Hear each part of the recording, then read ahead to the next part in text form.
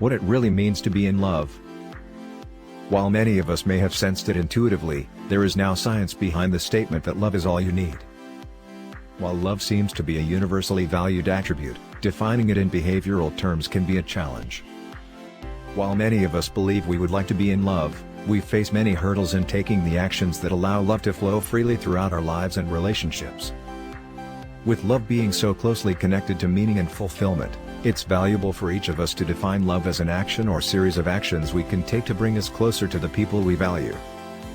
Expressions of affection, both physical and emotional. A wish to offer pleasure and satisfaction to another.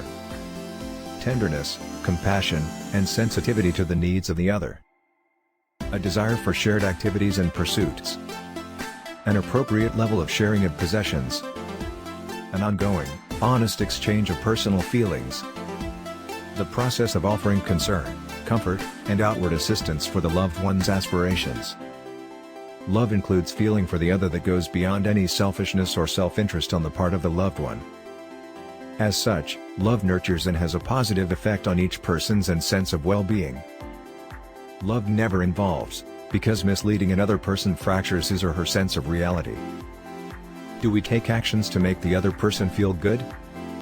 When we regard love as something we simply fall into, we can easily slip into routines with the person we value or lose a sense of separateness and respect. We then run the risk of creating a fantasy bond, an illusion of fusion in which real feelings of fondness are replaced by the form of being in a relationship. We then fall into roles rather than appreciating each other as individuals and experiencing the exciting, loving feelings that result. A bond offers a false sense of security, the illusion that we are no longer alone.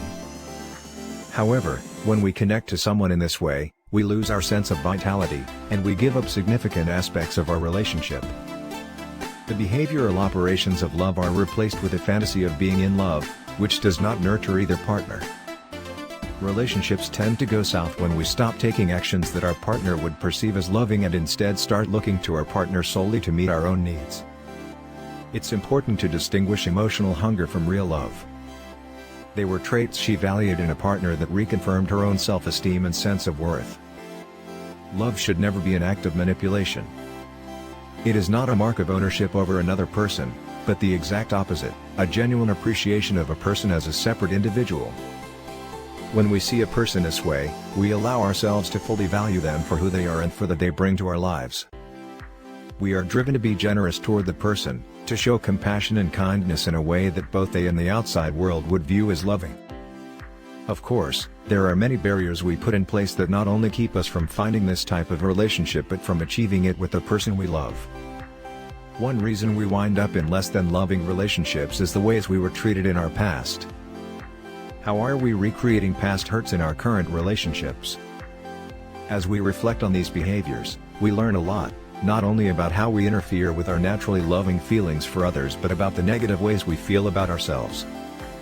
It's difficult to express love outwardly when we don't feel our own sense of self-worth. One of the biggest reasons we shut out love is because we feel unworthy or self-denying. Therefore, to have a loving relationship, we must challenge our negative or critical inner voice.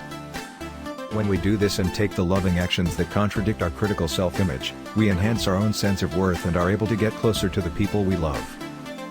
Please subscribe, hit the like button and share,